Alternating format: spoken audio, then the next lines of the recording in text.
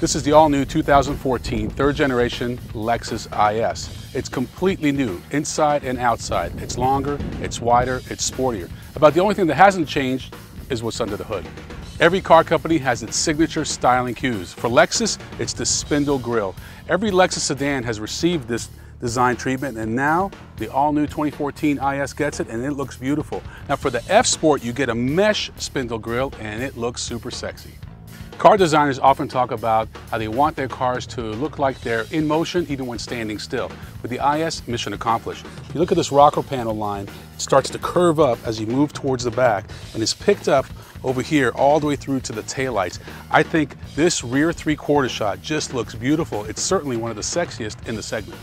By lengthening the wheelbase and overall length of the IS, you have much more trunk space in the all-new 2014 Lexus IS, which is one of the best in the segment. Another thing that is new for the IS, which you wouldn't think should be new for the IS, are split fold-down rear seats. Now you have the 60/40 split, so you can fold them down and add a lot of extra long cargo inside. Well, it's great that Lexus gave us these split fold-down rear seats. However, there's a hump here. It's almost 6 inches high, and we don't see that in competitor vehicles. So if you need your cargo space to be flat, the IS is not going to work. Both engines of the IS are carryovers from the previous generation. For the IS 250, you get a 2.5 liter V6 that produces 204 horsepower and 185 pound-feet of torque. For the IS 350, you get a 3.5 liter tried and true V6 producing 306 horsepower and 277 pound-feet of torque. Both engines are capable, but in my opinion, Lexus needs to get with the times. BMW and Cadillac both have 2-liter turbos producing 260 and 270 horsepower respectively. Lexus, it's time to step up. Another benefit of the longer wheelbase is more rear legroom space. As you can see, this seat is almost all the way back, and I still got a few inches, and I'm 6'1".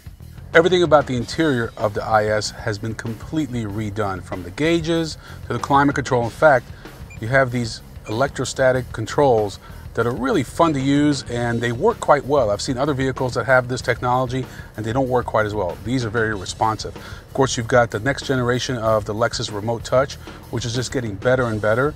The nav screen is a little bit small as compared to other vehicles in the segment, but nevertheless, it's very vivid and it's very functional. Has a lot of customization qualities to it. Now, if you get the F Sport, it's got the cool gauges that came down all the way from the LFA. Things move around, and it is really a thing of beauty. But most people are not going to buy the F Sport, and these gauges are just fine. There's a whole new information screen between the tach and the speedometer, and it has a wealth of information that is very vivid and very easy to use. Seat comfort is very important for buyers in this segment, and Lexus is introducing something all new called New Lux. Whereas most seats are made first with foam and then they're surrounded by upholstery, in the case of the New Lux, they have the upholstery and then they inject the foam. The result is a more comfortable, longer lasting seat. The IS 250 gets a 6-speed automatic transmission, while the IS 350 gets a carryover from the ISF. That's right, an 8-speed automatic transmission from the ISF, and it shifts extremely fast. When Lexus redesigned this IS, they really had the driver in mind. For example, this steering wheel is sportier, it's thicker, and it comes standard with paddle shifters on every trim level. I really like that. I wish other manufacturers did that. As mentioned, the gauges are very vivid and engaging, if I can say that, and the seats are extremely comfortable. Overall, this has really become a driver's car, which I don't really know if you could say that in the past. I think they've actually surpassed Mercedes as being a true driver's car, and they're right there with BMW, so a great alternative. And of course, you got that Lexus reliability.